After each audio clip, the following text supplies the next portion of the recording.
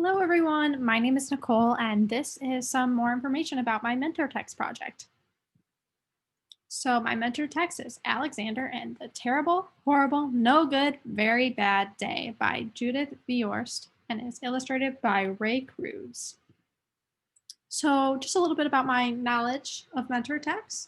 So, mentor texts are pieces of literature that teachers and students can read and reread and return to throughout the entire school year to teach a variety of lessons because they just cover a lot of topics.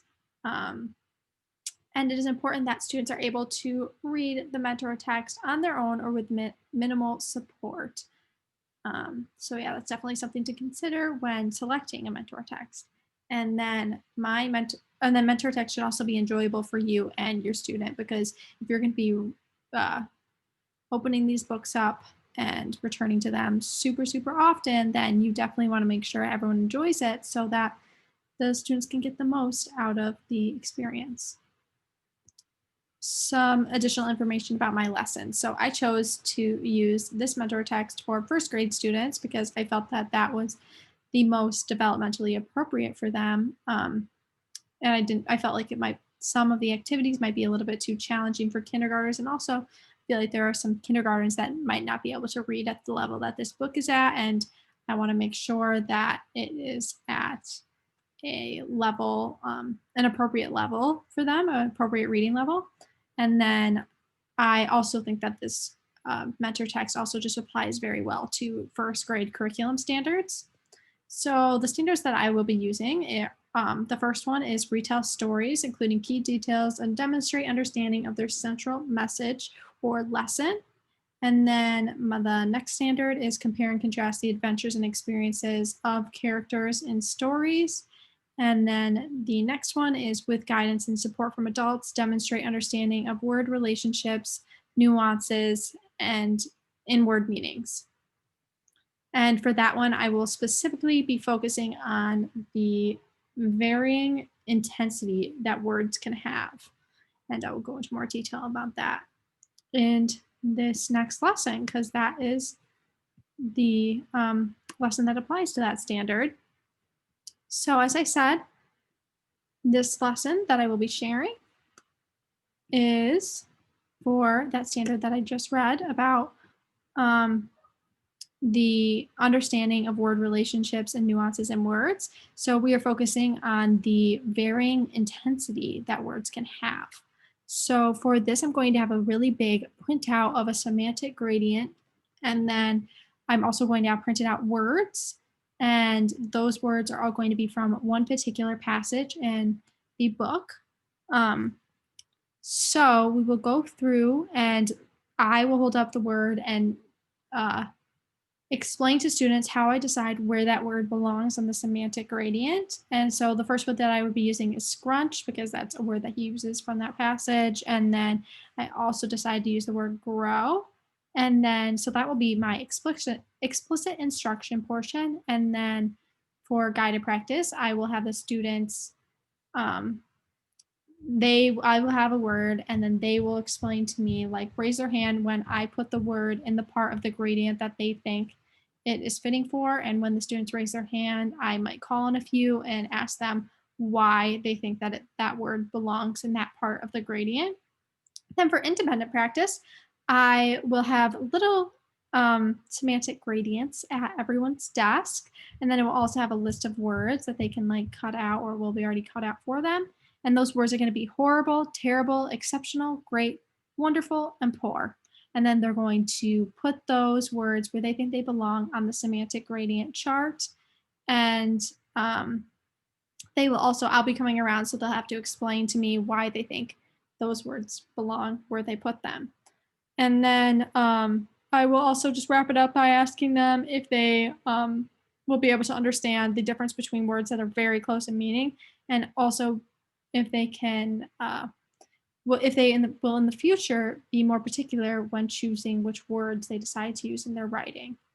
So that is my first lesson plan, and feel free to pause it if you would like to read it over in more detail. Okay. And Now, here is my next lesson. This is my mini lesson number 2. And this one is about comparing and contrasting the adventures and experiences of characters in the story. So we're going to be using like a Venn diagram for this activity. So I'll have one big sign with a Venn diagram on it, and it will have one of the circles will be focused on Alexander, and the other one will be focused on a boy named Paul, who Alexander mentions in the story. And it'll all be focused on one particular passage of the book, and the students will read that passage, and then they will decide. Well, I will first decide one example of a similarity, and I will write it down in the Venn diagram, and then I'll give an example of a difference that I can put on both sides of both circles for Paul and Alexander. And then for that would be my explicit instruction. And then next I would go to my guided practice. And so for that, I will have the students find some similarities in that same passage from the book. And then they will just raise their hand and share it with the class. And hopefully I can get all the students to participate in that.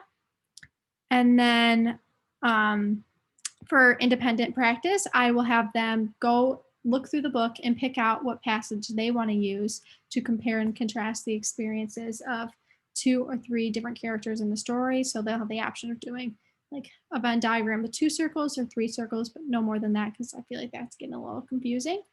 And then I will be looking around to see what event they chose from the story, and then the similarities and differences that they came up with. And then after they've completed that, I'll just ask them if they think they would be able to recognize the similarities and differences between the experiences of characters in any story. Okay, and now going back. Now here is my mentor text lesson number 3. So I'm first just going to show you the lesson plan for this, and then I'll go in a little bit more detail with a video. So here is my lesson plan, and it is basically all about how to retell a story. So the students will have a big poster, and it'll have spaces for each little picture in the story, or at least a handful of them, because each student is going to have a popsicle stick with a different picture of the story on it. So they will be in charge of their little picture, and I will have the first picture from the story. And so I will explain to them how I noticed that my story is first one that pops up, or my picture is the first one that pops up in the book, and I'll explain what happened on that page or in that event. And then I will put that sticker on the poster, and that will be an example of how I retold the story. And then we'll go into the guided practice, and that is where the students will then all wait until we get to the part of the story where their picture's happening, and then they'll explain what happens at that part of the story, and then they will put their picture on the poster. But once again, they will have retold what or they will have to retell what happened in that scene, and just keeping it very brief, like one sentence. And then for independent practice, they will go back to their seats, and they will have the poster to help them remember all the events in the story, but they will be like writing a very, very short little summary of what happened in the book. And they can come up to me and tell their story using what they have written down. And then after completing that activity, I will ask them if they would be able to effectively retell the events of the story to a friend. Okay, and now here is a little video that I created, just giving a little bit more detail about that lesson. Hello everyone. So today I'm going to go a little bit more detail about my mini lesson number 3, and this one is about how to retell a story. So as I previously said, my mentor text is Alexander and the terrible, horrible, no good, very bad day. And so I have a bunch of pictures from that book put out on little popsicle sticks. And now if I were to actually be doing this in the classroom, I would have enough popsicle sticks for every student, or if there weren't enough scenes from the book to use, I could have students partner up. But so I would have each student have their own little popsicle stick, and then I would have my own popsicle stick to use as a demonstration. So for this example, I will say that I have this first popsicle stick. It is the first scene from the book. And as I said, we're practicing retelling stories. So I have this poster. And now, if I were actually using this in the classroom, this is just a sample. But if I were using this in the classroom, I would have enough space for every single student to be able to put their pictures. So that might require a bigger poster board or lots of poster boards, or you could even just put this on like a whiteboard or chalkboard and have them stick their pictures up there. But since I have the first scene in the book, I would then go and we would look in the book and see if that is actually the first scene, if I'm correct. And then I would explain what was happening in this first scene. And I know in this first scene, Alexander woke up with the gum stuck in his hair and he tripped over his skateboard and then he got his sweater wet from the sink. So then I would go and put my picture right where it belongs in the first part of the poster. And then that would be me modeling how to do this activity.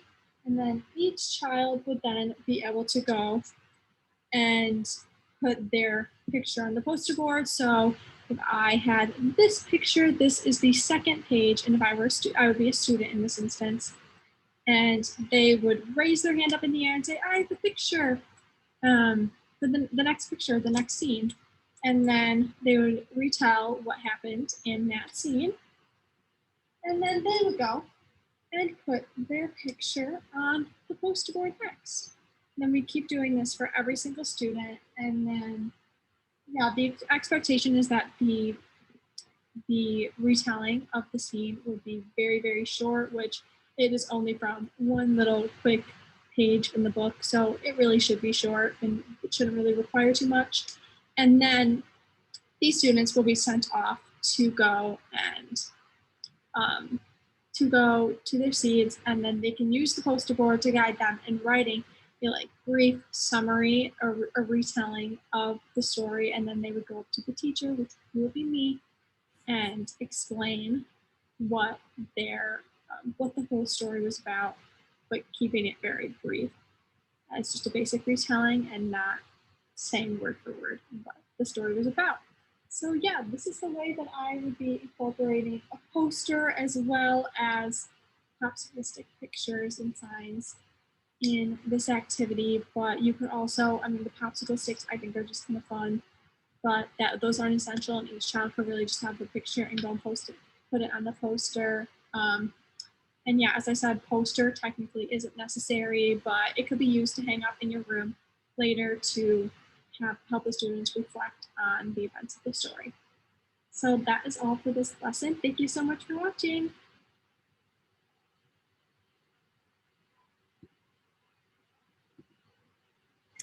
Okay, so in review, my mentor text was Alexander and the Terrible, Horrible, No Good, Very Bad Day.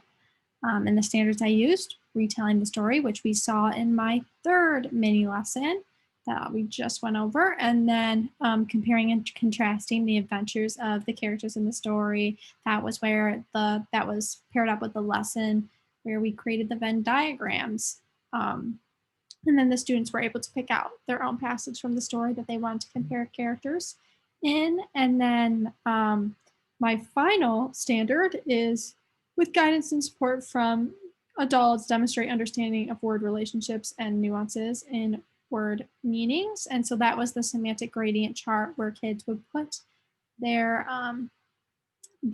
words based off of their meaning where they felt they would belong based on the intensity of the word. So yeah, as I just said, I created 3 lessons related to each of those standards. And then here are my references. And thank you so much for listening. There are so many good lessons to be able to teach from this book. And these are just 3 examples that I have. So yeah, thank you so much for listening and enjoy.